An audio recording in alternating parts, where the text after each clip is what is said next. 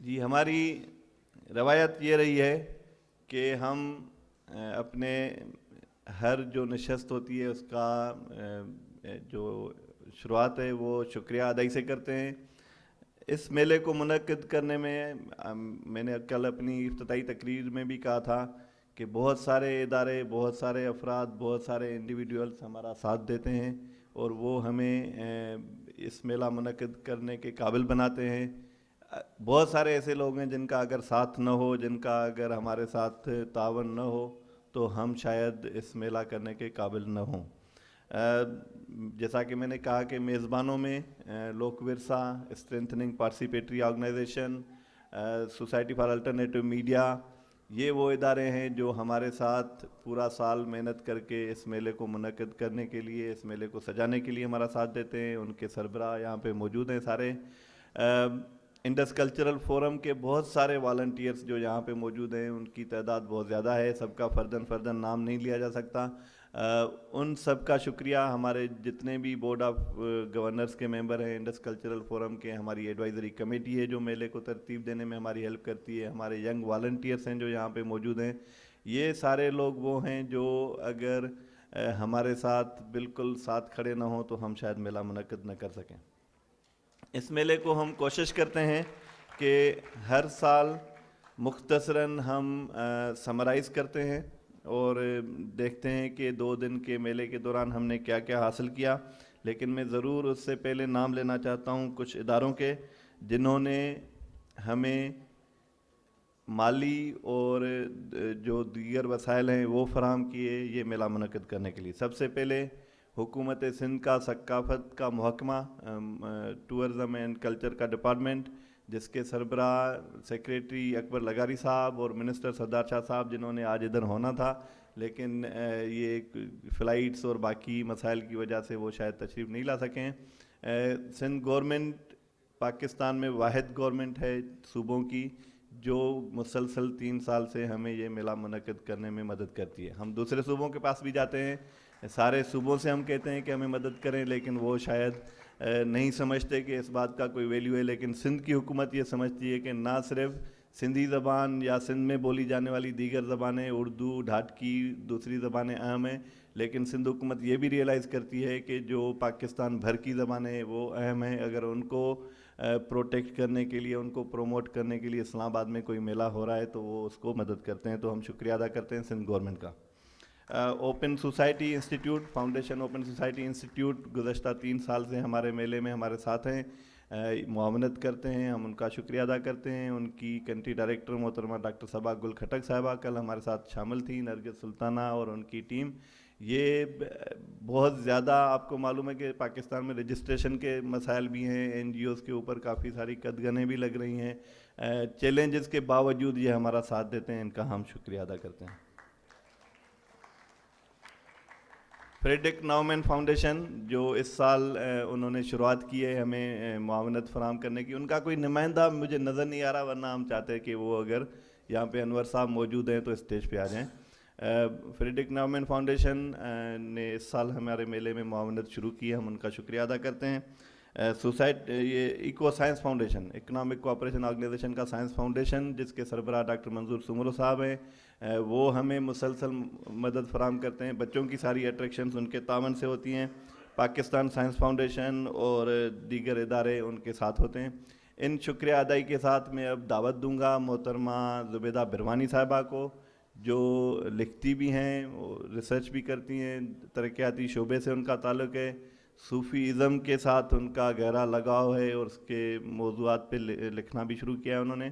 Zubaida Barwani recently منتخب ہوئی ہیں ہماری سیکریٹری جنرل. ان سے گزارش ہے کہ 2 دن کے میلے کی مختصر سمری اپنے الفاظ میں بیان کریں. زبیدہ صاحبہ. بہت شکریہ نیاز.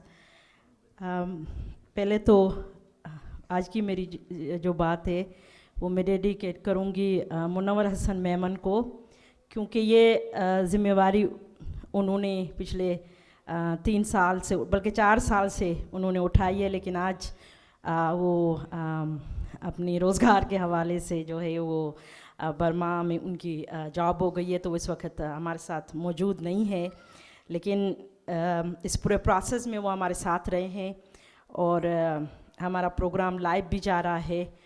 तो मैं उन्हें कहना चाहूँगी कि हम आपको बहुत याद कर रहे हैं और आपकी जो थ्रू आउट इस मेले में जो मेहनत रही है वो हमें याद है, और आपका साथ, आप कहीं भी रहें, आपका साथ हमारे साथ रहेगा। हमारा ये जो 2 दिन की हमारी पूरी इस मेले के हवाले से जो सरगर्मी रही है, हमारी इसमें ये रवायत रही है कि हम पहले जो हम 3 साल से जब करते आए थे, उस वक़्त इसमें ये हमारा होता है कि मुख्तलफ़ हमारी जो मादरी ज़बान है, मैं ज़ोर दूँगी मादरी ज़बानों के ऊपर, उनके मुख्तलफ़ जो नुमाइंदे को हम यहाँ बुलाते हैं, जो पाकिस्तान के मुख्तलफ़ इलाक़ों से, मुख्तलफ़ रीजन से यहाँ पर जो तशरीफ़ लाते हैं। इस वक्त हमारे जो 2 दिन हमारे जो सेशंस हुए, कुल 12 सेशंस हमने कंडक्ट किए हैं, जिसमें मुख्तलफ़ लिटरेचर के ऊपर बात हुई है। कोई हमने 20 किताबों की लॉन्चिंग हुई है हमारे इस 2 दिन के मेले के अंदर, और कोई 15 ज़बानों की नुमाइंदगी जो है वो इस वक्त हमारे यहाँ हुई है। और उसके साथ हमारे बच्चों के लिए, क्योंकि हम बच्चों को नहीं भूलते, वो हमारा मुस्तकबिल है, वो हमारा आइंदा है, तो उनके लिए जो है हर साल जो है वो हम रखते हैं, जिसमें पाकिस्तान साइंस फाउंडेशन की तरफ से हमें जो है वो सपोर्ट किया जाता है कि जो है वो साइंटिफिक हवाले से इंफॉर्मेशन होती है, स्टोरी टेलिंग्स होती है। तो कोई हमें 15 से 2000 के करीब जो है 2 दिन में बच्चों ने वो कॉर्नर विज़िट किया है। कुल जो हमारे पास शिरकत रही है वो 4 से 5000 लोगों ने हमें मुख्तलिफ़ वक्त में 2 दिनों में जो है वो हमें विज़िट किया है। हमारी इसमें ये रवायत रही है कि जब हम इस 2 दिन के मेले को जब कंक्लूड करते हैं तो कोई मैसेजेस देते हैं। थ्रू आउट हमने जो इस पूरे मेले के पूरे प्रोसेस से लेकर जो इन 2 दिन के अंदर जो हमने बात की है, उसमें हमने जो आइन का आर्टिकल 28 से हमने उसकी बात की है, जो सपोर्ट करता है, जो बात करता है, उसके 3 की जो एलिमेंट्स हैं, जिसमें सकाफ़त, ज़बान और स्क्रिप्ट की बात होती है। और ये आइन इसमें ये बताता है कि इसके लिए इदारे बनाए जाए और ज़बान को आगे बढ़ाने के लिए, फ़रोख्त करने के लिए काम किया जाए। क्योंकि हम एक आम शहरी हैं, ये काम जो है वो इदारों का काम है, और हम हर साल इस बात को दोहराते भी हैं और अभी भी हम यही बात करेंगे कि इदारों को चाहिए कि हमें सपोर्ट करें, क्योंकि ये हुकूमती इदारों का बुनियादी काम है, क्योंकि ये आइन के अंदर ये चीज़ दर्ज हुई है कि जो मादरी ज़बानें हैं, जो पाकिस्तान के अंदर जो कौमें रहती हैं, हम उसको जो कौमें ज़बान बोलती है वो उनकी कौमी ज़बान है।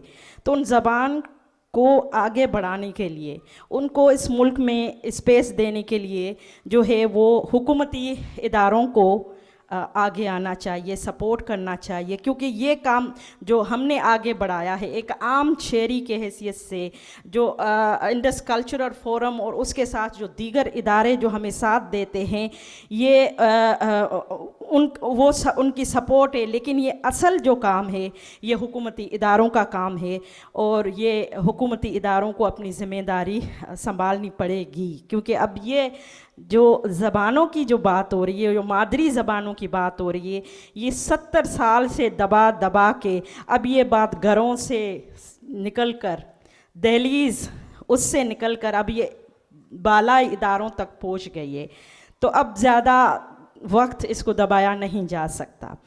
दूसरी जो चीज़ है, وہ یہ ہے کہ جو میں نے اداروں کی سپورٹ کی بات کی، ویسے جو ہے وہ نیاز نے مینشن تو کیا ہے، لیکن مجھے لگتا ہے کہ پاکستان بننے سے لے کر پاکستان کے اندر جس طرح کی موومنٹس آئی ہے، جو سندھ کی سپورٹ رہی ہے ان زبانوں کے اس میسج کو اور اس مشن کو بڑھانے میں، اسی طرح سے جو ہے وہ سندھ حکومت کی جو ہمیں سپورٹ رہی ہے، میں چاہوں گی اس کے لیے بھرپور تالیاں بجائی لائے، خاص کر جو ہے وہ سردار شاہ کے لیے کہ ادارے بھی چلتے ہیں لیکن ادارے فرد سے چلتے ہیں، اور جب تک فرد کے اندر یہ انٹرسٹ نہ ہو تو وہ چیزیں جو ہیں وہ ہمیں زمین پہ نظر نہیں آتی۔ اور میں کہنا چاہوں گی جو ہماری اور پروونشل حکومت ہے کہ اپنی زبانوں کی حفاظت کریں، کیونکہ مادری زبان سے بڑھ کر کوئی چیز نہیں ہے۔ اگر زبان چلی گئی تو پھر ہماری شناخت چلی جائے گی، اگر شناخت چلی گئی تو ایز اے فرد ہمارے پاس کیا بچے گا؟ اور دوسری، پوری دنیا میں اس وقت یہ بات مانی جا چکی ہے کہ جو بچہ ہے اس کی جو پرائمری تعلیم جو ہے وہ مادری زبان میں ہونی چاہیے، اور ہمارا اس میلے سے یہ ایک ہم کی جو میسج ہے وہ ہمارا یہ ہے کہ برائے مہربانی گھر کے اندر اپنے بچوں کے ساتھ مادری زبان بولیں، اور اس کے ساتھ اسکولز کے اندر یہ بالکل بھی نہ کریں کہ آپ اپنی، کیوں ہمیں لہجے کی فکر لگ جاتی ہے؟ میں سندھی ہوں اور جب میں اردو بولتی ہوں تو سندھی لہجے میں بولتی ہوں، مجھے اس پہ فخر ہے، یہ میری شناخت ہے۔ کیوں ہمیں فکر لگ جاتی ہے کہ جی یہ پینڈو لگے گا؟ جو ہمارے پنجابی بھائیوں کو سب وہ کہتے ہیں کہ اردو بولنی چاہیے، اردو رابطے کی زبان ہے، بالکل بولنی چاہیے، ہماری زبان ہے، ایک دوسرے کے ساتھ انٹریکشن کی زبان ہے، لیکن اپنی مدر ٹنگ کی کاسٹ پہ نہیں۔ تو مہربانی کرے، اور جو آپ لوگوں نے پارٹیشن سے، میں اپنے پنجابی بھائیوں سے مخاطب ہوں، پارٹیشن کے وقت آپ نے کہا گرمکھی سکھوں کی زبان ہے، تو پھر ہم اس کو رخصتی دے دی گئی۔ دیکھیں، زبان کا اگر ہم نے مذہب بنا لیا تو پھر تو بات مک گئی، ٹھیک ہے؟ تو ذرا مذہب کو زبانوں سے ہمیں الگ کرنا پڑے گا۔ تو زبان کا کوئی مذہب سے تعلق نہیں ہوتا، اسی لیے مادری زبان ہو اور اس کو جو ہے وہ ہمیں زیادہ سے زیادہ جو ہے وہ ہمیں فروغ دینا پڑے گا۔ اور اس کے علاوہ جو ہم پورے 4 سال سے یہ پروسیس ہم چلاتے آئے، ہم نے دیکھا ہے کہ ایک ہماری جو رورل سوسائٹی ہے جہاں بہت زیادہ مادری زبانیں مختلف علاقوں میں بولی جاتی ہے، جیسے سندھ کے اندر بھی کئی زبانیں بولی جاتی ہے، وہ ایک اسپیس کا مسئلہ ہے، اور انڈس کلچرل فورم نے یہ ایک اسپیس جو ہے وہ لوگوں کو دیا ہے، اور وہ لوگ، کوئی گلگت کے کسی گاؤں سے اٹھ کر کوئی آ کے اپنی کتاب پہ بات کرتا ہے، اپنی شاعری پہ بات کرتا ہے، تو یہ اس سے پوچھا جائے کہ یہ اسپیس اس کے لیے کتنی اہمیت رکھتا ہے۔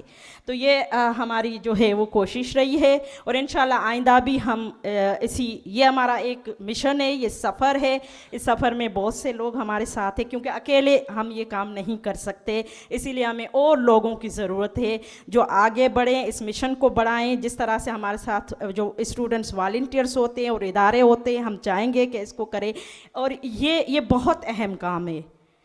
یہ پروجیکٹ نہیں ہے، ہم اس کو پروجیکٹ کی طرح نہیں دیکھتے، یہ ذمہ داری ہے۔ ایک شہری ہونے کی حیثیت سے یہ میری ذمہ داری ہے کہ میں اپنی زبان کو بچاؤں، تو برائے مہربانی اس ذمہ داری کو سمجھیں اور اس کو قبول کریں، اور آپ اس میں ہمارا ساتھ دیں، کیونکہ یہ چوتھا میلہ، اللہ کا شکر ہے ہم نے چوتھا میلہ جو ہے آج سکسیسفل طریقے سے ہم نے کمپلیٹ کیا ہے۔ بہت بہت شکریہ۔ بہت شکریہ زبیدہ۔ آج میرے خیال میں موسم ہمارے اوپر تھوڑا زیادہ مہربان ہو گیا ہے۔ ہم کل اتنی اچھی دھوپ دیکھ کر خوش ہو گئے تھے کہ آج کا موسم تھوڑا گرم رہے گا، لیکن مجھے احساس ہے کہ جو نیچے خاص طور پہ ہمارے مہمان بیٹھے ہیں ان کو سردی لگ رہی ہے، تو ان کو وارم اپ کرنے کا ایک ہی طریقہ باقی رہ جاتا ہے، کینوپی تو ہم نے لگوائی نہیں، تو میوزک کا بندوبست ہم نے کیا ہے، جو اس کے بعد ہوگا تو وہ آپ کا سردی کا میرے خیال میں بندوبست ٹھیک ہو جائے گا۔ اس لیے میں گزارش کروں گا جو ہمارے مہمان ہیں وہ جتنی اپنی بات مختصر کر سکتے ہیں اتنا زیادہ اچھا ہوگا، اور ویسے بھی مختصر بات کا زیادہ امپیکٹ ہوتا ہے اور زیادہ اس کی میننگ فلنس زیادہ ہوتی ہے۔ تو میں گزارش کروں گا اسٹرینتھننگ پارٹیسپیٹری آرگنائزیشن کے محترم سلیم ملک صاحب کو، جو 4 سالوں سے ایس پی او، ان سے پہلے نصیر میمن صاحب 3 سال سلیم ملک صاحب کی سربراہی میں دوسرا سال ہے. اس سے پہلے 2 سال نصیر میمن صاحب چیف ایگزیکٹو تھے, لیکن ایس پی او ادارے کے طور پر مسلسل 4 سالوں سے ہمارے ساتھ اتنا ہی میزبان ہے جتنا ہم ہیں. آئی سی ایف کے دوست ہیں یا لوک ورثہ کے دوست ہیں یا سمر کے دوست ہیں. تو میں گزارش کروں گا سلیم ملک صاحب کو کہ وہ آئیں اور اپنے خیالات کا اظہار کریں مختصراً.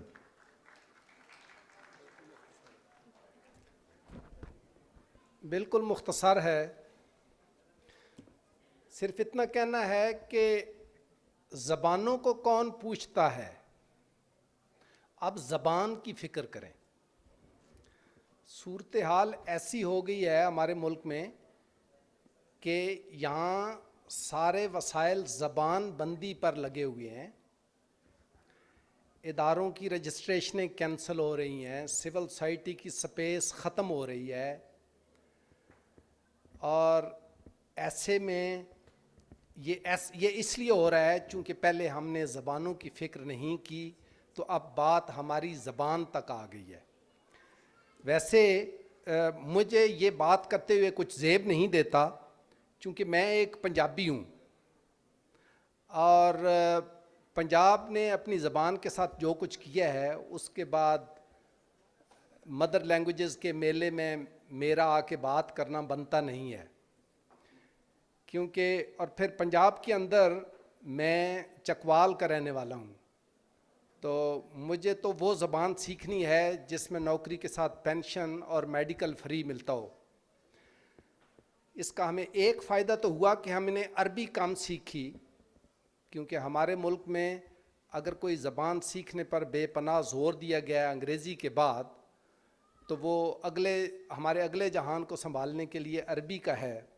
تو ہمیں یہ فائدہ ہوا کہ ہم نے عربی نہیں سیکھی, لیکن یہ نقصان ہوا کہ ہم نے اپنی پنجابی کو بالکل بھلا کے رکھ دیا, اور ہم یہ بے عزتی محسوس کرتے ہیں کہ ہمارے بچے پنجابی لہجے میں انگلش بولیں یا اردو بولیں. ہم اپنے آپ کو پینڈو کہنا پسند نہیں کرتے.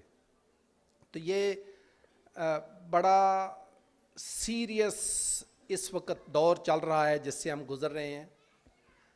یہ نیاز صاحب اور ان کی جو ٹیم ہے, ایس پی او کو بھی ہر سال پارٹنر بنا لیتے ہیں, ہم ان کے بہت مشکور ہیں.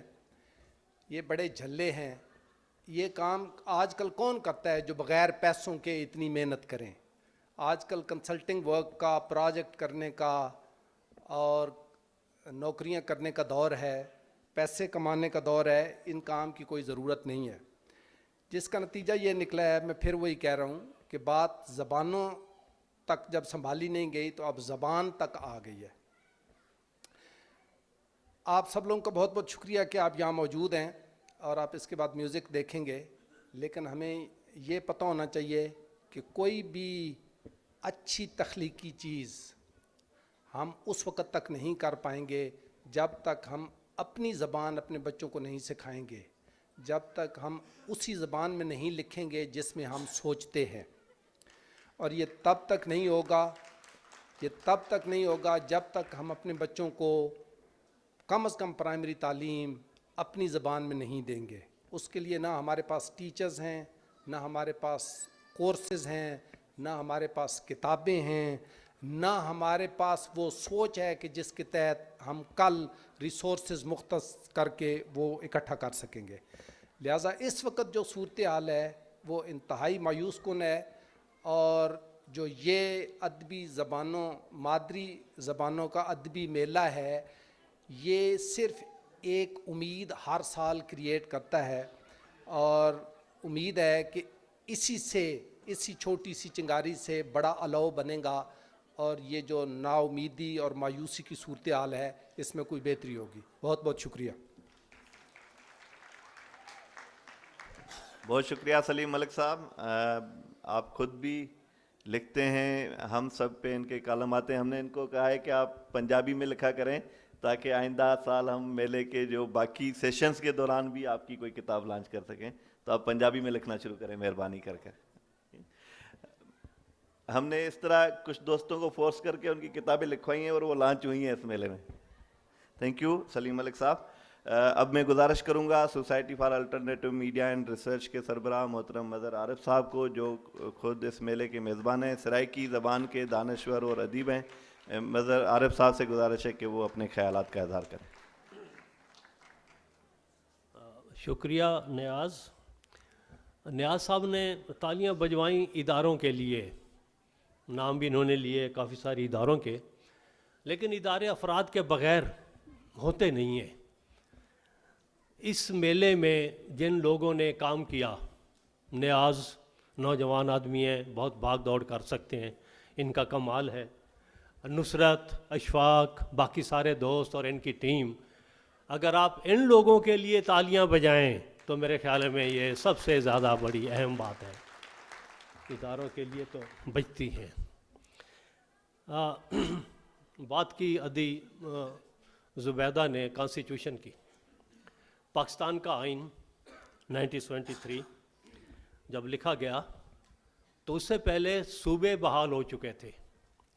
تو اصل میں یہ آئین صوبوں نے لکھا اور صوبوں نے بنایا. پاکستان کو ایک فیڈریشن کہا اور یہ صوبے اس کے فیڈریٹنگ یونٹس بنے کہ ان یونٹس کے بغیر فیڈریشن نہیں ہے. اور صوبوں نے جب یہ بنایا تو اپنے لیے، اپنے حقوق کے لیے اس میں کافی ساری باتیں کیں. ان حقوق میں زبان اور ثقافت اور اس کا فروغ یہ بھی اس میں شامل تھا. ریاست بھی کچھ نہ کچھ کر تو رہی ہے، یہ تو ہم دیکھ رہے ہیں. ہم جس جگہ پہ بیٹھے ہیں یہ بھی ریاستی ادارہ ہے اور اس نے کچھ سپورٹ کیا ہے. لیکن جو برِ صغیر میں روایت رہی ہے زبانوں کے فروغ کی، برِ صغیر ہمیشہ زد میں رہا ہے مختلف کلونیل یا باہر کے حملہ آوروں کی. بڑی ایک لمبی تاریخ ہے حملہ آوروں کی، اور اس کے نتیجے میں برِ صغیر میں دانش کی، زبان کی دو دھارے رہے ہیں. ایک دھارا وہ جو دربار کا ہوتا ہے اور ایک دھارا وہ جو عوام کا ہے، عوام کی سوچ کا ہے، عوام کے دانش کا ہے، عوام کی زبان کا ہے. اور اس کا اگر میں کہوں ٹکراؤ بھی مسلسل رہا ہے. اگر فارسی زبان ہے دربار کی زبان تو سندھ کے صوفی، پنجاب کے صوفی، پشتون، بلوچ صوفی، انہوں نے اپنی زبان میں بات کی ہے اور لوگوں سے جڑت رکھی ہے. زبانیں زندہ رہتی ہیں عوام کی اپنی طاقت سے. ریاست کی مدد، سپورٹ ان کو بہتر تو کر سکتے ہیں، لیکن اس کا زندہ رکھنا، اس کا بچانا، یہ عوام کا اپنا کام ہے. جب میں نے صوفیوں کی بات کی تو ایک بات مجھے بڑی عجیب لگتی ہے کہ ہم جن صوفیوں کا اکثر ذکر کرتے ہیں ان کے مزار میں دیکھتا ہوں یا ان کا رہن سہن جو ہے وہ درباروں سے بہت دور ہے. شاہ لطیف کا مزار دور ایک ریگستان میں ٹیلے پر، اب تو وہ شہر بن گیا ہوگا، لیکن جب شاہ لطیف تھے تو اس جگہ کے اوپر کیوں پہنچے اور وہاں ان کا مزار کیوں ہے. جب میں سلطان باہو کا مزار دیکھتا ہوں تو وہ ایک بالکل ہی دور دراز علاقہ، اب تو سڑک بن گئی ہے لیکن پہلے وہاں تک پہنچنا بھی محال تھا. بلے شاہ، جب بلے شاہ قصور میں تھے تو قصور کتنا بڑا شہر ہوگا، ایک چھوٹا سا گاؤں. خواجہ فرید خود بڑے کھاتے پیتے آدمی تھے اور نواب صاحب کے ساتھ تعلقات بھی اچھے تھے، لیکن وہ 18 سال تک ریگستان میں، چولستان میں کیوں جاتے رہے، کیوں رہتے رہے وہاں. تو یہ بڑا ایک اہم بات ہے کہ وہ درباروں سے نکل کے، شہروں سے نکل کے لوگوں میں جا کے بیٹھے اور لوگوں کی بات کی، لوگوں کی زبان کی بات کی، اور ایک لحاظ سے وہ مزاحمت کی شکل بھی بنی، کیونکہ مادری زبان ہی مزاحمت ہے اصل میں. اس صورتحال میں کہ جو برِ صغیر میں رہی، جہاں پہ کہ حملہ آور اور نو آبادیاتی جو حکمران ہیں وہ آتے رہے.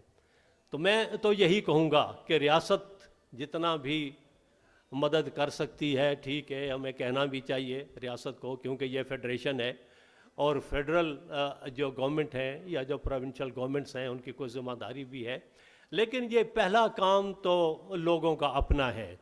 اور یہ میلہ بھی، اس میلے کے کرنے والے بھی عام لوگ ہیں، اور لوگ ہی ہیں جو یہ میلے کرتے ہیں. میلے کبھی سرکار نے نہیں بنائے، چاہے وہ میلے مزاروں پہ ہوں، درباروں میں ہوں، موسم کے میلے ہوں، بہار کے میلے ہوں، چیت کے میلے ہوں، وہ لوگ بناتے ہیں اور لوگ ہی اس میل ملاپ کو آگے بڑھاتے ہیں. جب یہ شروع میں خیال آیا کہ اس طرح کے میلے ہونے چاہیے تو ان کے پیچھے جو ایک بنیادی مقصد تھا وہ یہ تھا کہ پاکستان میں جو مختلف زبانوں کے لوگ ہیں، خطوں کے لوگ ہیں، ان کا آپس میں میل ملاپ کی کوئی شکل بن نہیں رہی.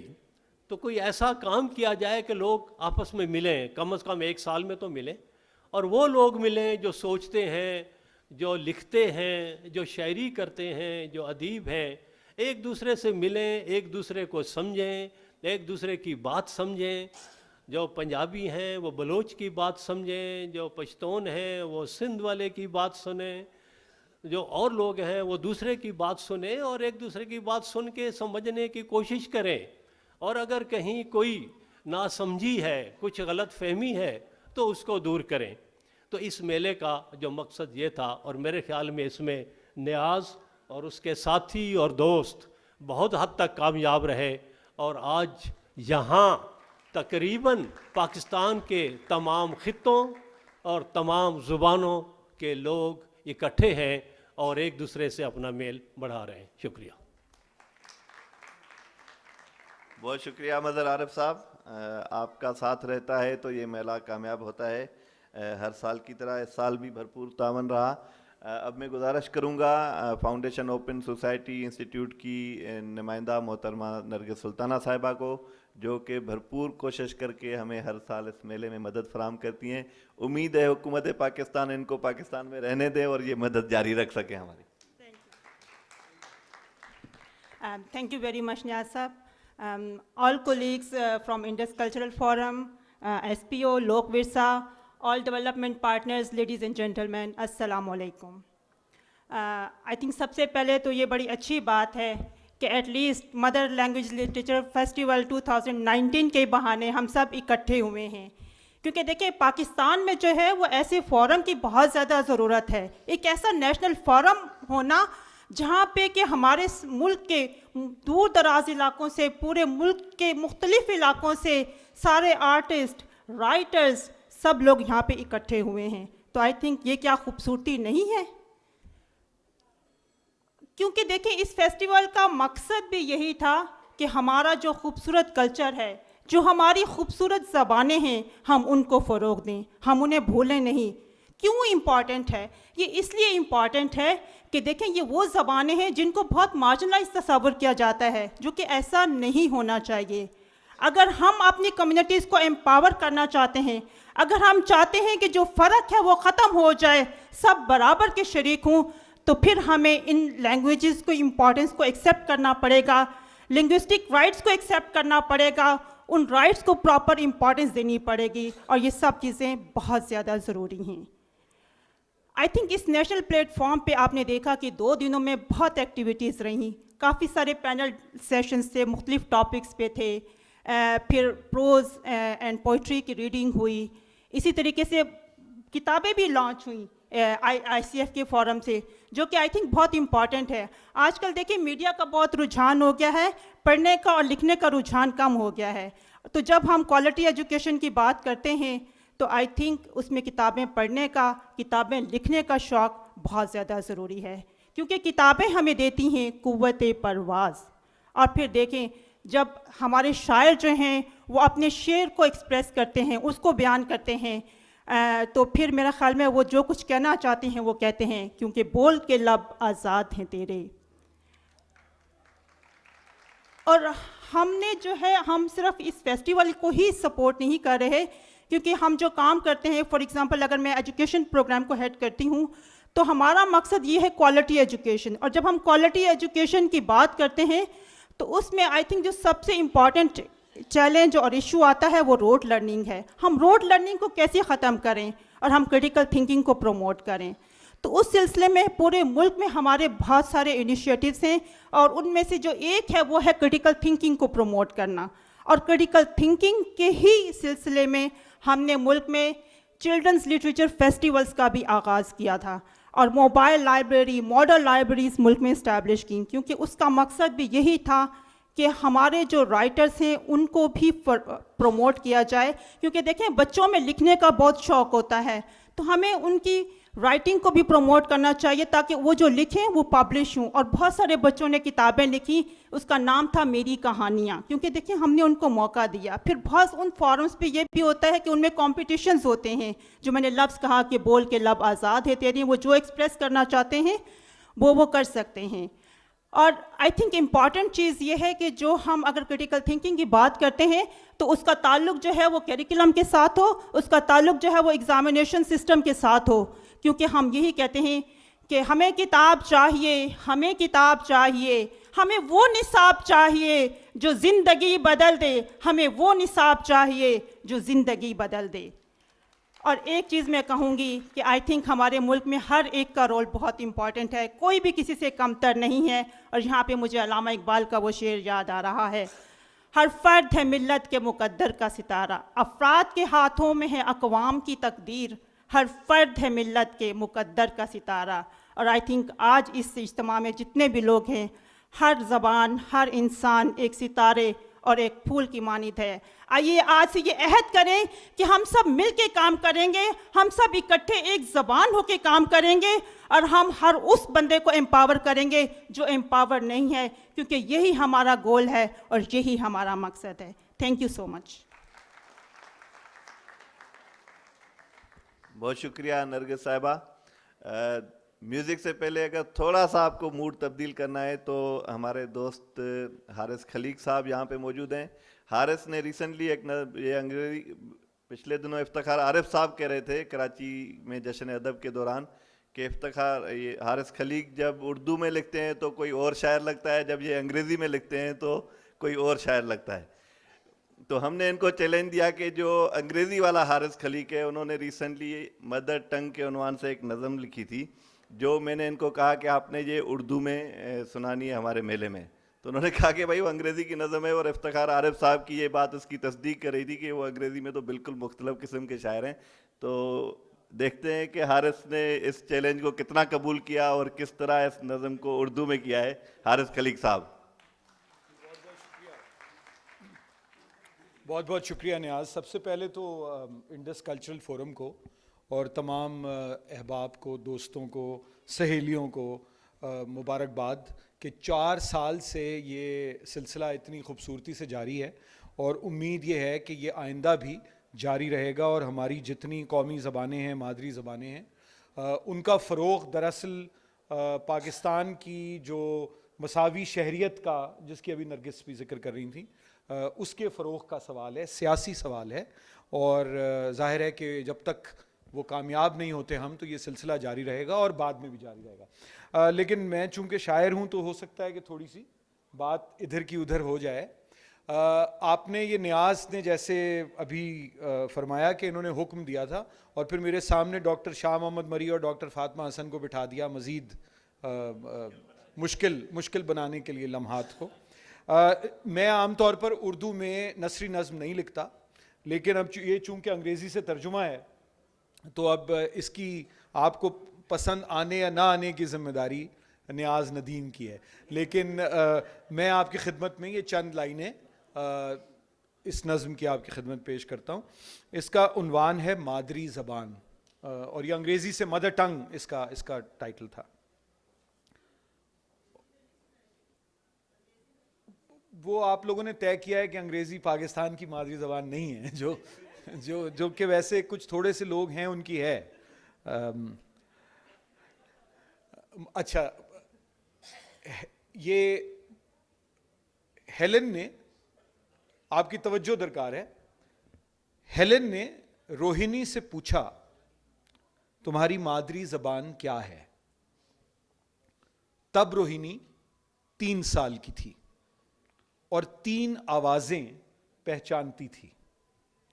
اردو میں بولتی، انگریزی کو جھیلتی पठवारी में खेलती। बिना सोचे समझे हेलेन से बोली, गुलाबी, मेरी मादरी जबान गुलाबी है। मिसाल स्कूल से वापस आई।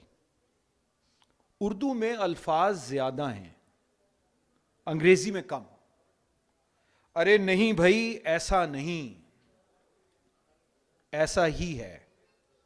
अंग्रेजी में सिर्फ सॉक्स होते हैं, उर्दू में मोजे, जुराबें, सॉक्स। फेरे अभी 5 की नहीं थी, अमेरिका चली गई। उसकी तीसरी जबान पहली बन गई। पहले सिंधी थी, अब अंग्रेजी। उसने एक और सीख ली, अब हस्पानवी में नज़में लिखती है, अपनी नई दूसरी जबान में।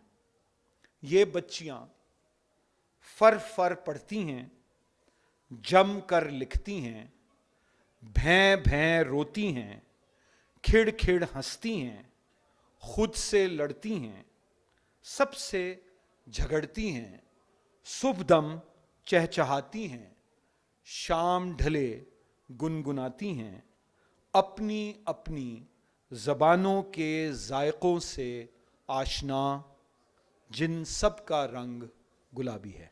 बहुत बहुत शुक्रिया।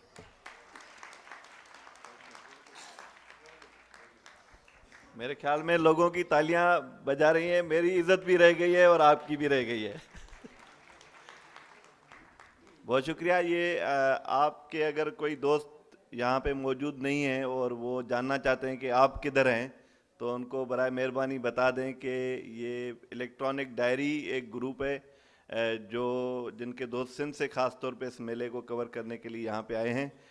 उनके यूट्यूब चैनल पे और हमारे फेसबुक जो इंडस कल्चरल फोरम का है उस पर भी उसके लिंक शेयर्ड हैं। तो अगर आप अपने वेयर अबाउट्स डिस्क्लोज़ करना चाहते हैं कि आप यहाँ कहाँ पे बैठे हैं, इस वक्त क्या कर रहे हैं इस्लामाबाद में, तो उनको ज़रूर बता दें कि वो इलेक्ट्रॉनिक डायरी पे हमारे इस मेले की लाइव कवरेज देख सकते हैं। अब मैं गुजारिश करूँगा, जैसा कि मैंने कहा था कि आज की जो नशस्त है वो रसूल बख्श पलीजो साहब के नाम है। रसूल बख्श पलीजो साहब सिंध नहीं, पाकिस्तान के नहीं, मेरे ख्याल में इस खिते के ग्लोबल लेवल के बहुत बड़े दानश्वर, मुदब्बर और सियासतदान थे। अवाम के साथ उनका इंतहाई करीबी रब्ता रहा। सिंध में उनके क्रेडिट पे बहुत सारे ऐसे काम आते हैं जो कि सिर्फ रसूल बख्श पलीजो ही कर सकता था। जेंडर स्टडीज़ के कोर्सेज़ में हर जगह पे पढ़ा जाता है कि अगर ख़वातीन को मोबिलाइज़ करना है पॉलिटिकली तो आप रसूल बख्श पलीजो से और उसकी अवामी तहरीक से सीखें। तो मैं ये समझता हूँ कि ये पाकिस्तान का एक बहुत बड़ा लॉस हुआ। गुज़श्ता साल रसूल बख्श पलीजो साहब हमसे बिछड़ गए। उनका अदबी क्रेडिट भी बहुत बड़ा था। नकाद अगर उसको कह लें पलीजो साहब को, तो उस पर उनके क्रेडिट पे बहुत बड़ी किताबें हैं अदबी तनकीद की।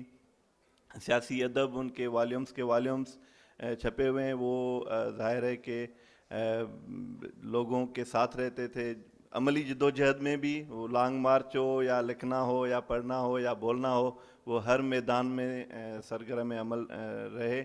मैं गुजारिश करूंगा, उनके बहुत ही करीबी साथी रहे हैं सरवर बारी साहब, जो कि पतन डेवलपमेंट ऑर्गेनाइजेशन के सरबराह हैं, लिखते हैं, दानश्वर हैं। और रसूल बख्श पलीजो साहब जब भी इस्लामाबाद आते थे तो हमें मालूम होता था कि वो सरवर बारी साहब के पास हैं। वो करीबी साथी रहे हैं सरवर बारी साहब रसूल बख्श पलीजो के। मैं उनसे गुजारिश करूंगा कि रसूल बख्श पलीजो के बारे में अपने ख्यालात का इज़हार करें। सरवर बारी साहब।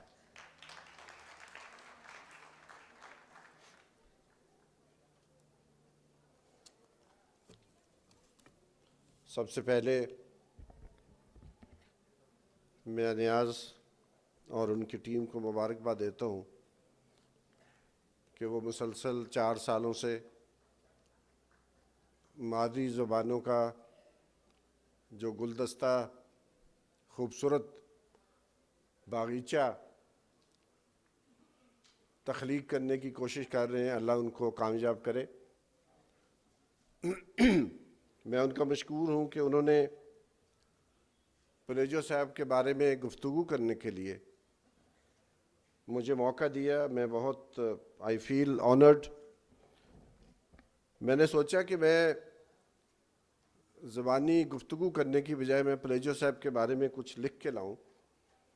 تو یہ مضمون جو ہے جو میں نے ابھی پلیجو صاحب کے جو کامریڈز ہیں انہوں نے پلیجو صاحب کی وفات کے اوپر جو اخبارات میں اداریے مضامین اور تبصرے کیے گئے جو تقریباً 60-70 مضامین پر مشتمل ہے اس کے بارے میں نے لکھا تھا. وہ میں کچھ تبدیلی کے ساتھ آپ کے سامنے پیش کرنا چاہتا ہوں.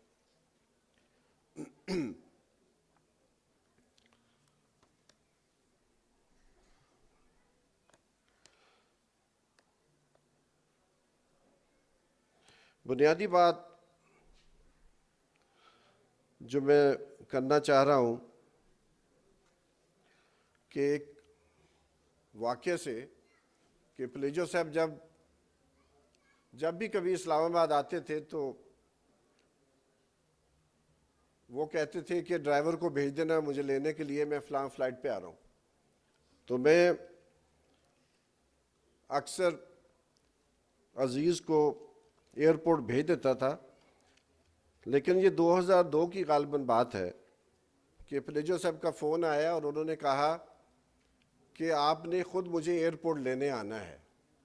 ایسا انہوں نے پہلے کبھی نہیں کہا تھا. تو میں نے سوچا کہ ضرور کوئی اہم بات ہے جو وہ میرے ساتھ ایئرپورٹ پر ہی کرنا چاہتے ہیں.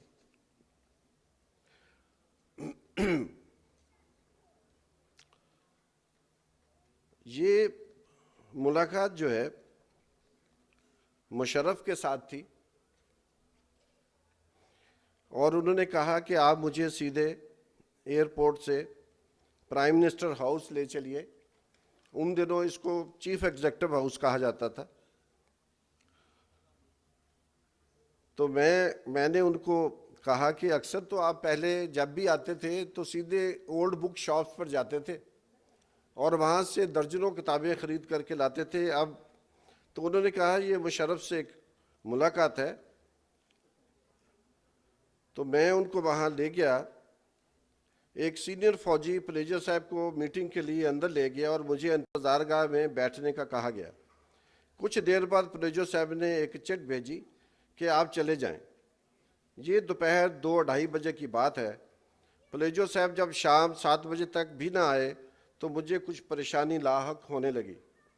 چونکہ پلیجو صاحب اپنے نقطہ نظر کے دفاع کے لیے پوری شد و مت کے ساتھ بحث کرنے پر یقین رکھتے تھے، میں نے سوچا آج بھی یہی کچھ ہوا ہوگا. اور حقیقتاً یہی ہوا. پلیجو صاحب نے بتایا کہ جنرل مشرف چاہتا تھا کہ عوامی تحریک الیکشن میں حصہ لے اور انتظامیہ اسے پوری مدد فراہم کرے گی. 1-2 نشستوں پر جمہوریت کا رونا رونے والے سیاستدانوں نے جمہوریت بیچ کر 2002 کے انتخابات میں چند نشستوں کا حصول کر کے اسمبلیوں میں پہنچ گئے. پلیجو صاحب نے کہا کہ انہوں نے مشرف سے کہا کہ ہمیں سیٹوں کی تو ضرورت نہیں ہے کیونکہ 2/3 اکثریت والی پارٹی کو نکال دیا گیا جیسے مکھن سے بال کو نکال دیا جاتا ہے تو کچھ نہیں ملک میں ہوا. تو ہم 2-4 سیٹیں لے کے کیا کریں گے. 2 مسئلے ہیں اگر آپ اس پہ ہمارے ساتھ معاہدہ کریں، ایک پانی کی تقسیم کا اور دوسرا جو ریاستی ادارے ہیں ان میں سندھیوں کی بھرتی کا. تو ہم آپ کو شاید انتخابات میں بغیر کوئی نشست لیے حمایت کر دیں. یہی بات پلیجو صاحب کو منفرد مقام دیتی ہے. پلیجو صاحب محض ایک مدبر سیاستدان ہی نہیں تھے بلکہ وہ ایک بیدار مغز مفکر، منفرد لکھاری، کاٹ دار نکات، حکمت ساز، سحر انگیز مقرر اور ٹرانسفارمیٹو استاد بھی تھے. اس کے باوجود وہ اپنے آپ کو ہر وقت ایک طالب علم سمجھتے تھے. ان کو کئی زبانوں پر عبور حاصل تھا. بقول عطا راجڑ کے کہ وہ ایک انسان ساز انسان تھے اور چلتے پھرتے یونیورسٹی تھے. وہ یہ سب کچھ صرف اور صرف سماجی تبدیلی یعنی انقلاب جس میں مظلوم طبقات کی جبر و استحصال سے نجات اور ان کے راج کی راہ ہموار کرنے کے لیے بنے تھے. ان کے نزدیک یہ سب کچھ بننے بغیر انقلابی سیاست ناممکن تھی. اس کی ابتدا انہوں نے اپنے گھر سے کی تھی. ان کو اس بات کا مکمل ادراک تھا کہ خاندان کا ادارہ جبر کا منبع ہے اور اسے جمہوری اور باشعور انقلابی بنائے بغیر انقلابی سیاست ناممکن ہے. تو بنیادی بات اگر دیکھیں تو جس کی مثال سدیہانی تحریک ہے، سجاگ بار تحریک ہے اور سندھی شاگرد تحریک ہے. پلیجو صاحب اور عوامی تحریک اس سماجی انقلاب کو اقتدار میں بدلنے میں یقیناً ناکام ہوئے. گو الیکشن لڑے مگر شکست کھائی، لیکن شعوری آزادی کا تو کوئی ثانی نہیں ہو سکتا. کہتے ہیں غلامی کا احساس آزادی کا ضامن ہے. یہی سندھ کو براہ راست اور پاکستان کو بالواسطہ پلیجو صاحب کی دین ہے. کاش کہ سندھ پلیجو صاحب کو پنجاب میں کام کرنے کی مہلت دیتا تو آج ملک کی سیاسی اور انسانی ترقی کا معیار بہت بہتر ہوتا. میں اس پہ یقین رکھتا ہوں. پلیجو صاحب جب بھی آتے تھے وہ ان کی بڑی خواہش ہوتی تھی کہ میں پنجاب میں زیادہ وقت گزار سکوں، لیکن واپس سندھ جاتے تھے تو پھر ان کے لیے واپس آنا کوئی اتنا آسان نہیں رہتا تھا. پلیجو صاحب کے بارے میں کچھ مزید کہنے کی جو یہ کتاب تشکیل دی جا رہی ہے اس میں گنجائش نہیں ہے، لیکن ایک ننھی سی گنجائش موجود ہے. اسی کا میں فائدہ اٹھاتے ہوئے سمجھتا ہوں کہ پلیجو صاحب ایک ہمہ جت خصوصیت کے حسین امتزاج کے نایاب پیکر تھے اور ان کی ہر جہت اور صلاحیت غیر معمولی بلندی کو چھوتی ہوئی نظر آتی ہے. اس کا مظاہرہ ان کی تحریروں، تقریروں اور لیکچروں میں عیاں ہے. ان میں پز مردہ اور مایوس افراد میں تحریک اور تنظیم کی روح پھونکنے کی مہارت تھی. ان میں سٹیٹس کو چیلنج کرنے کی جرت بھی تھی اور دانائی بھی تھی. مثال کے طور پر سندھیانی تحریک کے لیے عورتوں کو سیاسی جدوجہد کا ہراول دستہ بنا دینا، ادبی اور ثقافتی محاذ پر لطیف بھٹائی کے اوپر چڑھائی گئی رد دنیا کی صوفیانہ ملمہ سازی کو انقلابی رنگ میں بدل دینا، مزید یہ کہ انہوں نے جاگیردارانہ اور سرمایہ دارانہ جمہوری سیاست میں ایسے حصہ لیا کہ اس سے انقلابی سیاست کو مہمیز ملی. مثلاً MRD کی تحریک میں بڑھ چڑھ کر قائدانہ کردار ادا کرنا، یقیناً اس کو پلیجو صاحب کی تخلیقی سیاست قرار دیا جانا چاہیے. وہ سیاست کو اگر ایک طرف بطور سائنس لیتے تو ساتھ ہی اسے آرٹ بھی سمجھتے تھے اور اس کا عملی مظاہرہ بھی کرتے. مجھے یہ کہنے میں کوئی ہچکچاہٹ نہیں کہ پلیجو صاحب ہماری سیاست کے آرٹسٹ تھے، مگر اس کے ساتھ وہ پرفارمنگ آرٹ کے شدائی اور خالق بھی تھے. گیت کمپوز کرنا، ٹیبلو تیار کرنا اور اس کے ساتھ ساتھ گھنٹوں ریہرسل کروانا ان کا پسندیدہ مشغلہ تھا. ان کے نزدیک انقلابی سیاست بغیر موسیقی اور شاعری کے نامکمل ہے. ان کی نظر میں اس سے ولولہ، عزم، جرت اور ہمت ملتی ہے. پلیجو صاحب کے ساتھ میری پہلی ملاقات لندن میں ہوئی، جہاں میں خود ساختہ جلاوطنی کے ایام کاٹ رہا تھا. اس کا پس منظر کچھ یوں ہے کہ 1983 میں برپا MRD کی جدوجہد میں پلیجو صاحب اور ان کی عوامی تحریک ہراول دستے کا کردار ادا کر رہی تھی اور اس کا چرچا برطانیہ کے اخبارات میں خوب ہو رہا تھا. ہم اپنے تئیں برطانیہ میں سیکولر اور لبرل جمہوری مغربی حکومتوں کی انسان دشمن، رجت پرست اور فرقہ وارانہ قوتوں کے مائی باپ عامر مطلق ضیاء الحق کی حمایت کے خلاف متحرک تھے. ان دنوں میں برطانیہ کی ایک یونیورسٹی میں پڑھ رہا تھا اور اس یونیورسٹی میں درجن بھر کئی اور پاکستانی اسکالرز بھی زیر تعلیم تھے. ہم اکثر پاکستانی ہائی کمیشن کے سامنے بحالی جمہوریت کے لیے مظاہرے کرتے. کرامت علی جو پائلر والے ہیں، جن کا لندن آنا جانا رہتا تھا، ان کی تجویز پر ہم نے پلیجو ریلیز کمیٹی قائم کی. پلیجو صاحب کو ایمنسٹی انٹرنیشنل پہلے ہی ضمیر کا قیدی ڈکلیئر کر چکی تھی. اب بحالی جمہوریت کے ساتھ ساتھ پلیجو رہائی کی گونج بھی یہاں مقبول ہونے لگی. MRD کی تحریک بظاہر تو کچل دی گئی تھی، مگر اس نے ضیاء الحق کے استبدادی معاشرہ کی نہ صرف کمر توڑ دی تھی بلکہ مغربی حکومتوں کے بھیانک چہرے کو بھی ان کے عوام اور سول سوسائٹی کے سامنے بے نقاب کر دیا تھا. यकीनन नतीजतन पाकिस्तान में जबर कुछ कम हुआ, बतदरीज MRD के रहनुमा को रिहा करने का सिलसिला शुरू हुआ। पुलेजो साहब भी रिहा होने के कुछ अरसे बाद लंदन चले आए। गालिबन ये अक्टूबर 1986 की बात है। हीथ्रो एयरपोर्ट पर करामत और मैंने उनका इस्तकबाल किया और सीधा अपने घर ले आया। उनसे ये मेरी ना ख़त्म होने वाली पहली मुलाकात थी, जो इनकी आखिरी सांस तक कायम रही। बरतानिया में इनका हमारे यहाँ क़याम कई माह पर मुहित रहा और यहाँ बिलअमूम उनके इर्द गिर्द मेरे जैसे सराइकियों और पंजाबियों का जमघटा रहता था, चूँकि वहाँ सिंधी बहुत कम थे।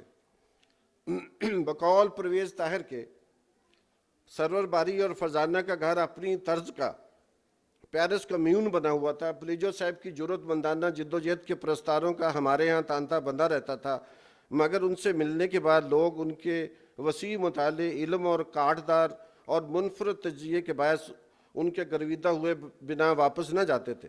जल्द ही बरतानिया में अवामी नेशनल पार्टी जलावतनों की सबसे ज़्यादा मौसर और मुतहरक जमात बनकर उभरी। हमने पुलेजो साहब की तहरीक पर लंदन में बुल्ले शाह का दिन बनाया, जिससे उनके अलावा मोहतरम अताउल्लाह मैंगल, जनाब शेर मोहम्मद मरी, अल मरूफ जनरल शाहरुफ, मोहतरम मोहम्मद सरवर सफ़ीर अफ़गानिस्तान, शाह नदीम साहब, सरदार मज़हर, जमाल शाह और कई दूसरे जला वतन सियासतदानों ने ख़िताब किया। मज़ीद बरां अफ़गानिस्तान में अमन का क़याम, पाकिस्तान में जमहूरियत की बहाली और करारदाद लाहौर के मुताबिक सूबाई खुद मुख्तारी के असूल पर करारदादें भी पास की गईं, जो इनकी पाकिस्तानी कौमियतों के दरमियान हम आहंगी पैदा करने की एक सकाफती कोशिश थी। 12 जनवरी 1986 को पुलेजो के दरीना साथी और अवामी तहरीक के चोटी के रहनुमा जनाब फाजिल राहू के शहीद किए जाने की खबर बिजली बनकर गिरी। पुलेजो साहब सदमे से हिलकर रह गए थे, मगर इसके बावजूद पुलेजो की तहरीक पर हम सब चंद घंटों बाद पाकिस्तान हाई कमीशन लंदन के सामने एक बड़ा मुजाहरा कर रहे थे। पुलेजो साहब की शख्सियत को समझने के लिए जहाँ एक आध तलख मगर सबक आमोज़ वाक़यात का भी जिक्र नहायत ज़रूरी है। ये गालिबन 1990 की बात है। इस मरतबा वो शाहिद गोगी के यहाँ क़याम पजीर थे और इस मरतबा उनके साथ अयाज पुलेजो भी लंदन आए थे। वो रोज़ाना सपहर को हमारे यहाँ आते और देर गए तक महफिल जारी रहती। एक शाम पुलेजो साहब के साथ बहस होते होते तलख कलामी तक जा पहुँची। पुलेजो साहब और अयाज नाराज़ होकर चले गए। ऐसा पहले कभी नहीं हुआ था। बाद अज़ां मैं गौर करता रहा कि क्या मैं गलत तो नहीं था। रात भर मैं सोचता रहा कि पुलेजो साहब के साथ तल्लुक़ ख़त्म हो चुका। 11 बजे सुबह शाज़ो नादरी कभी हमारे फ्लैट की घंटी बजी थी। आज जब घंटी बजी तो कुछ तवज्जुब हुआ और दरवाज़ा खोलते ही मैं क्या देखता हूँ कि पुलेजो साहब और अयाज खड़े हैं। हम बगल गिर हुए। इससे पहले कि मैं मुआज़रत करता, पुलेजो साहब पहल कर चुके थे। उन्होंने फसीह व बलीग अंदाज में ज़ाती और नज़रियाती अना में फ़र्क बयान करते हुए कहा कि वो ज़ाती अना को पसे पुश्त डालकर वापस आए। कायरीन इस वाक़े से अपनी मर्ज़ी का नतीजा निकाल सकते हैं, मगर इसके बाद मैं उनकी बढ़ाई का हमेशा के लिए कायल हो गया। उस दिन मुझे इस बात का एहसास हुआ कि लीडर का महज ज़ीरक होना, आलम होना, हिकमतकार होना काफ़ी नहीं, इसे एक अच्छा इंसान भी होना चाहिए। और इसके लिए ज़रूरी होता है कि रहनुमा सबको उनकी अहमियत का एहसास दिलाता रहे। और ये ख़ुद पुलेजो साहब में कूट कूट कर भरी हुई थी, मगर जब वो तनकीद करते थे तो इसमें भी कोई रियायत नहीं करते थे, चाहे वो उनका अपना बेटा ही क्यों न हो। शायद आपको मालूम है कि जब पुलेजो साहब ने अवामी तहरीक को बहाल किया तो उन्होंने अयाज पुलेजो पर 45 सफ़ों पर मुश्तमिल चार्जशीट जारी की थी। एक मज़े का वाक़या भी आपके साथ शेयर करता चलूँ। पुलेजो साहब को लंदन आए हुए कई हफ्ते बीत चुके थे। मदिया गौहर और खालिद बसरा हमारे घर से बमुश्किल 100 कदमों की दूरी पर रहते थे। एक शाम उन्होंने सिर्फ पुलेजो को खाने पर बुलाया, सिर्फ पुलेजो साहब को। गो के पुलेजो साहब मेरे साथ उनके यहाँ आते जाते रहते थे, फिर भी मैंने उनको रास्ता बताना ज़रूरी समझा और साथ मदिया गौहर को फ़ोन कर दिया कि पुलेजो साहब आपकी तरफ आने के लिए निकल पड़े हैं। तकरीबन 20 मिनट बाद मदीहा का फ़ोन आया कि पुलेजो साहब अभी तक नहीं पहुँचे और चंद लम्हों के बाद पुलेजो साहब वापस हमारे फ्लैट पर आ चुके थे और कहा मुझे उनका घर नहीं मिल रहा तो मुझे वहाँ छोड़ आओ। मैंने तंजन कहा कि आप इनकलाब कैसे लाएंगे। अगली सुबह पुलेजो साहब گئے اور کہا مجھے ان کا صاحب نے لندن کے اسٹریٹ میپس جس کو ہم A to Z کہتے ہیں اسٹریٹ میپس، وہ اس کے جتنے بھی ان کو اس کی ایڈیشن ملے وہ اکٹھے کر کے لے آئے، اور تقریباً 8 گھنٹے پلیجو صاحب نے A to Z کی تمام اور جو انڈر گراؤنڈ ہے اور بسوں کے جو نقشے ہیں وہ ان کا مطالعہ کرتے رہے، اور انہوں نے اگلے دن مجھے کہا کہ اب مجھے تم میرا ٹیسٹ لو۔ تو میں نے 2 دوستوں کو فون کیا کہ پلیجو صاحب کو میں آپ کے یہاں بھیج رہا ہوں، آپ نے ان کو انڈر گراؤنڈ ٹیوب اسٹیشن پہ لینے نہیں جانا، وہ آپ کے گھر خود پہنچیں گے۔ اور پلیجو صاحب واقعی آدھے گھنٹے میں جو سفر تھا کسی غلطی کیے بغیر، وہ وہاں جو بہت دور دراز ہمارے گھر سے جگہ تھی، بسیں بدلنا پڑتی تھیں، 2-3 ٹیوبیں بھی بدلنی پڑتی تھی، وہاں پہنچ چکے تھے۔ پوائنٹ یہ ہے کہ پلیجو صاحب جو کام کرنے نکلتے تھے پھر وہ ان کی کوشش ہوتی تھی کہ اس کو بھرپور طریقے سے کیا جائے، اس کو کچا نہ چھوڑا جائے۔ تو پلیجو نے ساری عمر زندگی کے جس شعبہ میں قدم رکھا اس میں انہوں نے کمال کر دکھایا، یہ ان کی کامیابی کی وجہ تھی۔ مجھے یاد ہے کیمبرج یونیورسٹی، لیڈز یونیورسٹی اور اس کے علاوہ آکسفورڈ اور سسیکس میں انہوں نے پیزنٹس اور ریولوشن پہ لیکچرز دیے، اور لیڈز یونیورسٹی نے پلیجو صاحب کو آفر کی کہ آپ ہمارے وزٹنگ پروفیسر بن جائیں۔ مگر یہاں ایک سوال پیدا ہوتا ہے جو میں آپ سب سے کرنا چاہتا ہوں کہ وہ کون سے عوامل ہوتے ہیں جو بڑا رہنما کی تعمیر کرتے ہیں؟ اتنی انرجی ان میں کہاں سے آتی ہے؟ اور وہ تھکتے نہیں ہیں اور وہ ڈرتے نہیں ہیں۔ ایک سائیکو اینالسٹ کے مطابق کوٹ The drive comes from childhood patterns and experiences that are carried over to adulthood. John Main, a famous historian, further explains this. He says that a successful leader carries enough insecurity to inspire a desire to change the world and have enough sense of security to confront challenges without losing into paranoia, criminality, or any number of behavior patterns that undermine his goal. جنگ شاہی کا سماجی اور سیاسی ماحول، انگریزی نو آبادیاتی نظام اور اس کے پٹھو جاگیرداروں کا جبر، آزادی کی گونج اور سوشلزم کا مقبول ہوتا ہوا نظریہ نے یقیناً پلیجو کے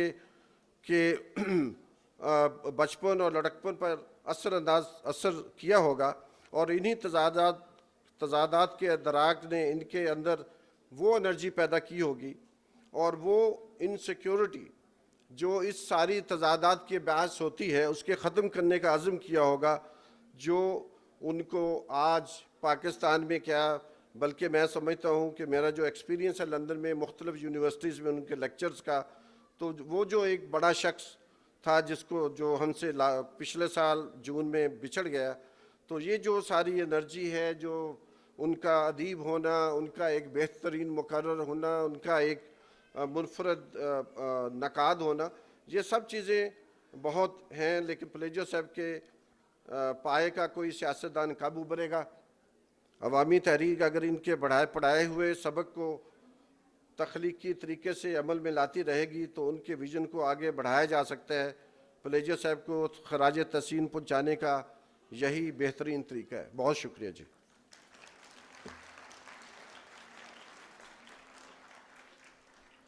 بہت شکریہ سرور باری صاحب، آپ نے میرے خیال میں اور آڈینس میرے ساتھ متفق ہوں گے کہ پلیجو صاحب کی دوستی کا حق بھی ادا کیا اور ان کے اوپر جو آبجیکٹو طریقے سے بات ہو سکتی ہے اس کا حق بھی ادا کیا۔ بہت شکریہ آپ کا۔ اب ہم اس کلوزنگ سیریمنی کے آخری مقرر جو ہمارے کی نوٹ اسپیکر ہیں اور پشتو زبان کے بہت عمدہ شاعر ہیں، آج کے دور میں پشتو کے جو صفِ اول کے شاعر ہیں ان کا شمار ہوتا ہے۔ کئی کتاب اور کئی مجموعے شاعری کے ان کے چھپ چکے ہیں۔ میں گزارش کروں گا محترم رحمت شاہ ساحل صاحب کو کہ وہ آئیں اور اپنے خیالات کا اظہار کریں۔ یہ آج کے ہمارے کی نوٹ اسپیکر ہیں رحمت شاہ ساحل صاحب۔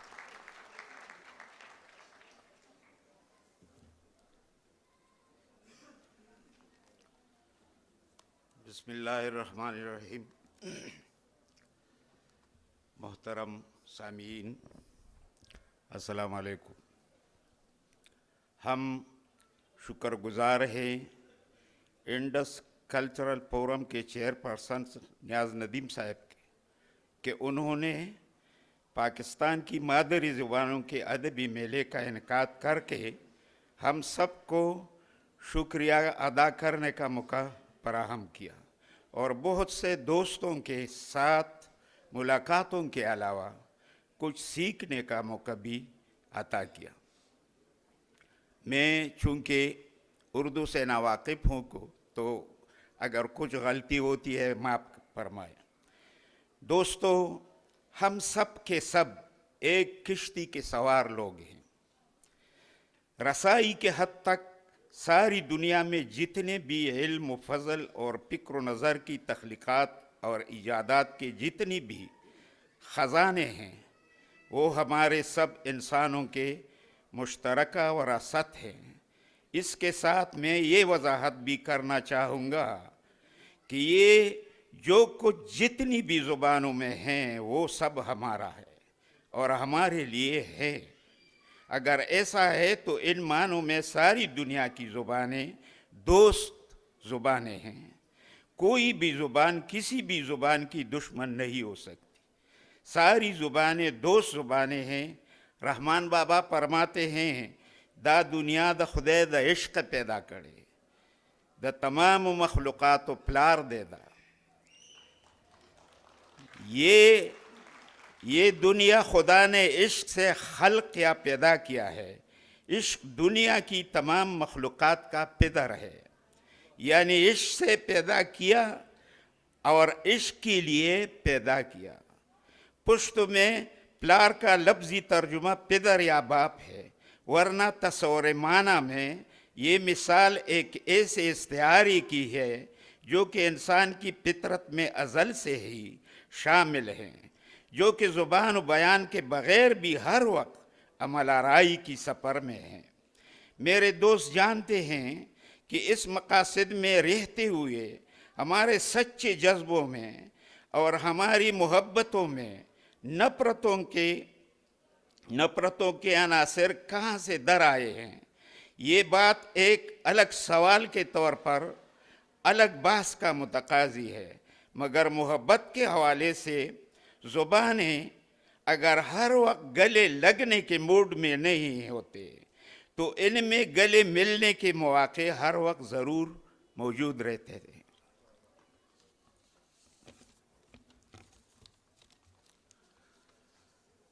हम फ़िक्र नज़र की मुश्किल रास्तों पर चलने वाले लोग हैं। हम फ़िक्र नज़र की मुश्किल रास्तों पर चलने वाले लोग, हम सदियों से सितम झेलने वाले लोग और दर्दों के मारे कलमकार लोग अगर कुछ नहीं कर सकते तो अपने अपने ज़ख्मों से बहते हुए खून से कुछ फूल तो पैदा करने का आगाज़ कर सकते हैं। टूटे दिलों की मसीहाई कर सकते हैं और अपने अपने दिलों के उजालों से चिरागान तो कर सकते हैं।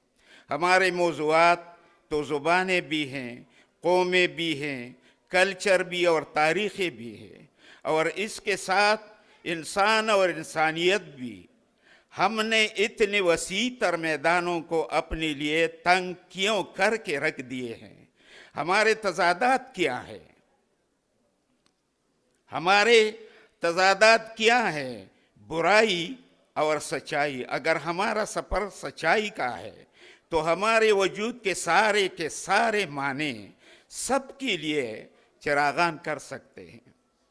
अगर हमारा सफ़र बुराई की तरफ है तो इसका एक ही मफ़हूम हो सकता है कि हम मजमूई तौर पर झूठे हैं और हम सब इसलिए ज़िम्मेदार भी हैं और कर्ज़दार भी।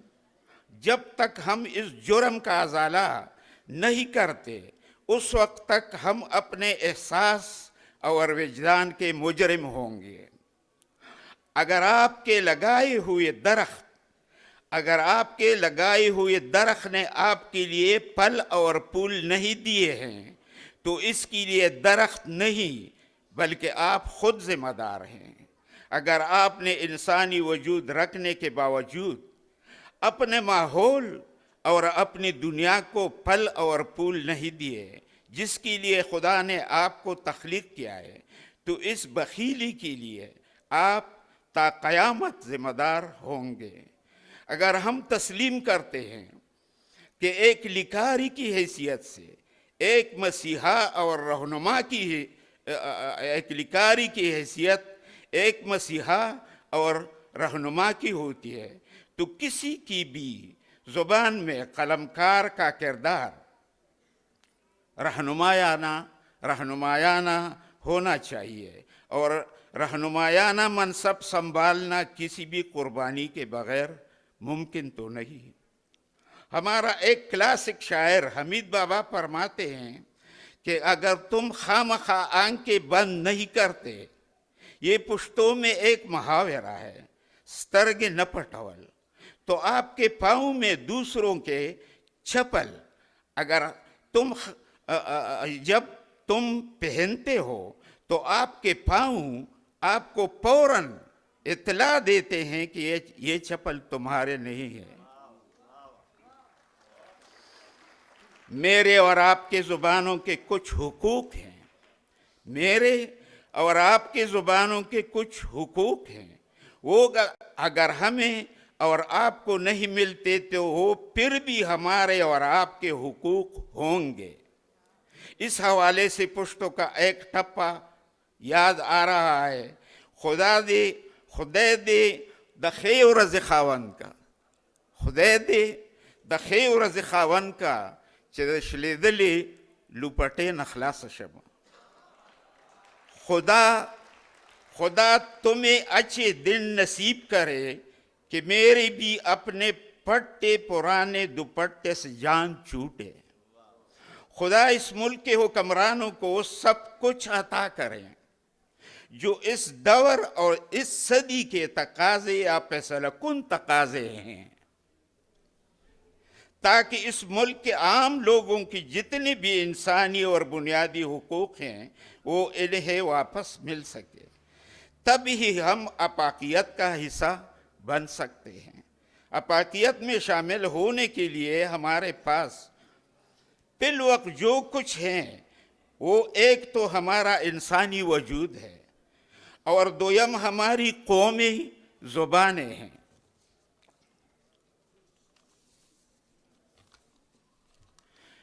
मेरी ज़ुबान पुश्तो है जो कि आज एक रिच और मालदार कौमी ज़ुबान है कि जिसमें मुहावरों और इस्तिलाहात का बहुत बड़ा ज़ख़ीरा हज़ारों साल से मौजूद है, बल्कि हमारी ज़िंदा अदब अपाती हैसियत भी रखती है।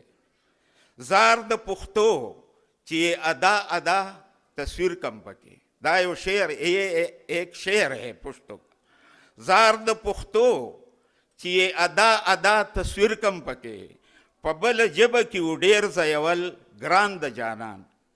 तर्जुमा, मैं कुर्बान जाऊँ अपनी पुश्तो ज़ुबान से कि मैं इसमें अपने महबूब की एक एक अदा की तस्वीर कशी कर सकता हूँ, वरना मेरे लिए दूसरे ज़ुबानों में अपने महबूब की ऐसी तस्वीर कशी मुमकिन न थी।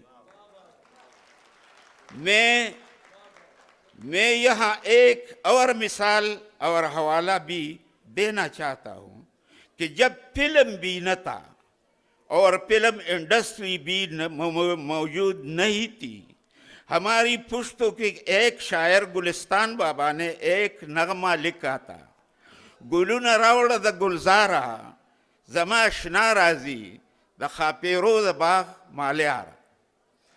तर्जुमा ऐसा है, ए परियों के गुलिस्तानों के माली, अपनी गुलजार से फूल चुन चुन कर लाओ कि मेरा यार आ रहा है।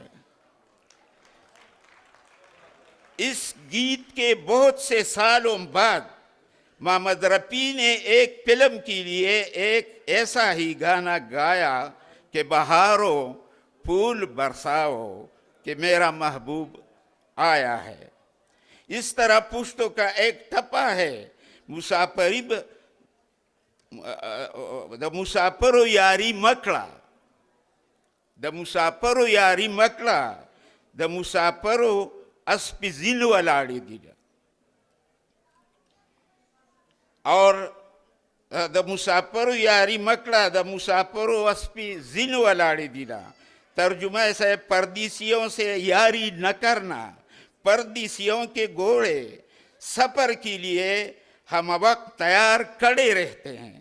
اس مضمون پر ایک اور ہندی فلم میں گانا گایا پردیسیوں سے نہ اکیا ملانا پردیسیوں کا ہے ایک دن جانا. ان چند مثالوں سے آپ لوگ محسوس کر سکتے ہیں کہ ہم انسانوں میں کتنے جذبے ایسے ہیں جو کامن یعنی مشترک ہیں. اسی طرح ہمارے سارے قومی اور تاریخی زبانوں میں ایسے مشترک پہلو بے شمار نکلتے اور ملتے ہیں. ہمارے پشت زبان نہ کبھی دربار کی زبان رہی ہے نہ اسے کبھی دربارانہ سرپرستی نصیب ہوئی ہے نہ یہ دفتر یونیورسٹی یا کسی قانون کی زبان ہے. پھر بھی مجھے یقین ہے کہ پشتو زندگی کی زبان ہے اور اس زندگی کو زندگی عطا کرنے والی زبان ہے. یہ میری رسم و رواج میری کلچر اور میری تاریخ کی زبان ہے. یہ زبان کبھی نہیں مرنے والی زبان ہے مگر ہزاروں سال کا طویل سفر طے کر کے یہاں تک آن پہنچی ہے. اس لیے کچھ حقوق کی مالک بھی ہے. رنگ نہ دے خبر چھ ز پغیگا کہ دا گل یما گل نہ دے خبر چھ میں پغیگ کی خوشبوئی اسی. رنگ کو خبر نہیں کہ میں دامن گل میں ہوں. رنگ کو خبر نہیں کہ میں دامن گل میں ہوں. گل کو خبر نہیں کہ خوشبو ہے ان کی دامن میں. اور ایک شعر پشتو کا جو میرا ہے وہ ہمارے 40 سال کا ایک نچوڑ ہے اور وہ میں پیش کرتا ہوں آخر میں. دا دنیا دا آبادے داوی دروغ دی دا دنیا دا آبادے داوی دروغ دی چھ ترسو دا پختنو کورونا وران دی. دنیا کی آبادی کے دعوے جھوٹے ہیں.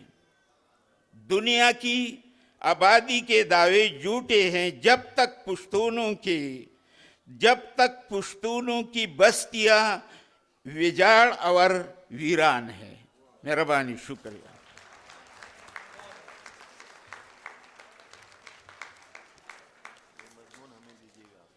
جی آپ کو چاہیے.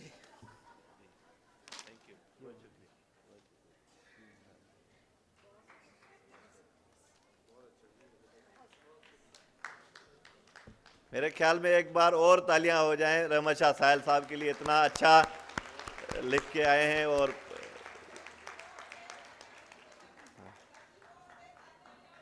آپ کی سردی کا بھی بندوبست کریں ہم کوئی مسئلہ نہیں.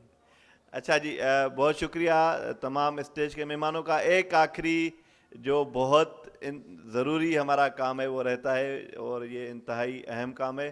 ہم تمام والنٹیئرز کو ایک بار اسٹیج پہ بلاتے ہیں کہ وہ آئیں اور ہمارے مہمانوں کے ساتھ ایک گروپ فوٹو لیں. اس کے بعد ہم میوزیکل جو نائٹ ہے اس کی طرف پروسیڈ کریں گے.